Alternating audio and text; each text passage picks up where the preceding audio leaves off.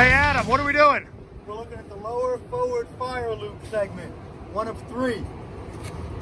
This is a pressure loop because it has a white ceramic disc and two studs coming out of it.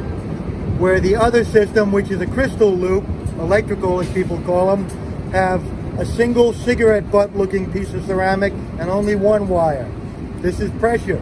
Monitors high pressure for a fire, low pressure for damage, or normal pressure, and it's all happy. We're basically looking for damage to the ring terminals or the crimps at the end because they always make tight little bends, damage to the wiring, and of course physical damage to the loops. If they get bent too hard, stepped on, or damaged, the gas leaks out and it doesn't work. That will trigger a low pressure maintenance message, fire loop 1 full or fire loop 2. And show me the other receiver, the other sensor. Right here, buried up against the gear case. Very tough to get to, not a whole lot of clearance, and trying to get in there is no fun. So we got to check the wires coming back out the other side here. Yes, right up in here. Runs. The wires are the weak points of these systems. All right, and what about these the wires laying on the against something where they got to be clear, right? We don't want them rubbing through. You would like them not to touch anything because eventually they will rub through, and that will cause all your gas to leak out.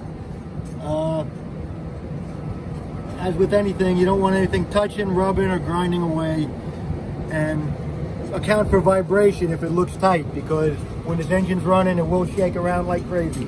We got a quick video of that I'm going to put it over here in the inside.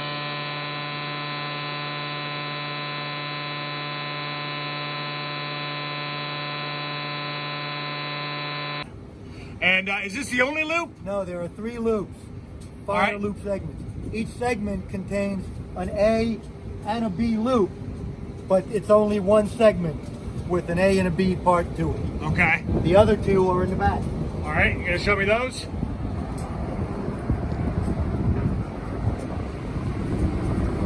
They all have different names and numbers, but basically the lower aft goes from here all the way around to halfway up the inside.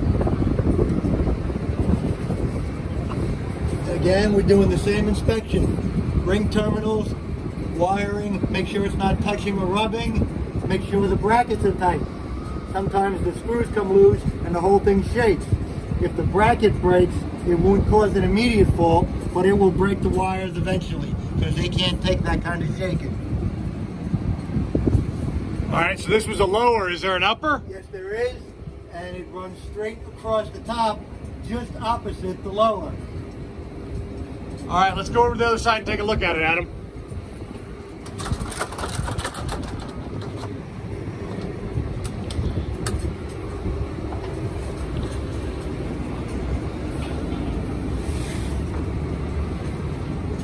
They're all pretty much the same. Here's a good shot of these connectors. You would like them to be unblackened. If they're burnt, they may be leaking electricity through them and arcing, and that will cause a fault. Because this is in the hot section, these wires here take a beating. Take a good look at them. If they're all dusty and look like they're in bad shape, they probably are. There are 3 fire loop segments. Upper aft, lower aft, and the one in the front. The loop that runs under all your pneumatic ducts is an overheat loop, which works exactly the same, but is not part of the fire loop system. You will get a totally different message for that loop. Let's go over and take a closer look at that one, Adam.